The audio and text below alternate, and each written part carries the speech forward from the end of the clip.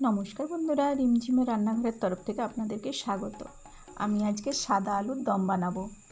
আলুগুলো খোসা ছাড়িয়ে প্রেসার কুকারে একটা সিটি দিয়ে নিয়েছিলাম, আর সেদ্ধ করার সময় লবণ একেবারে দিয়ে দিয়েছি। জলটাও আলাদা করে রেখেছি, পরে আর তরকারিতে জলটা দেবো না। আলুগুলো হাতে করে ভেঙে দিচ্ছি।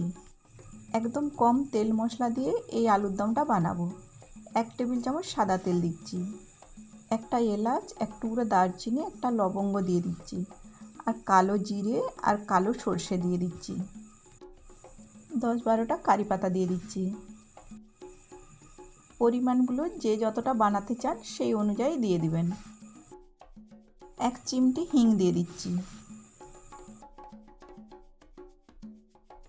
থেতো করা আদা দিয়ে দিচ্ছি। 4টে চেরা কাঁচা লঙ্কা দিয়ে দিচ্ছি। সেদ্ধ আলুগুলো দিয়ে দিচ্ছি। নেড়ে চেড়ে আলুগুলো একটু ভেজে নিচ্ছি, তবে আঁচটা এই সময় লো টু মিডিয়ামে আছে। মিনিট 4 ধরে আলুটা ভেজে নেওয়ার পরে সেদ্ধ আলুর জলটা দিয়ে দিচ্ছি। মিনিট 5 জন্য ঢাকা দিয়ে দিচ্ছি। 5 মিনিট পরে ঢাকাটা খুলে নিচ্ছি। ভাজা মশলা দিয়ে দিচ্ছি।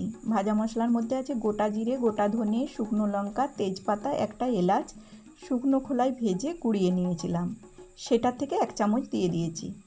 2-3 মিনিট পরে এবার নামিয়ে নিচ্ছি, তারপরে দেখাচ্ছি। রেডি হয়ে গেছে সাদা আলুর দম।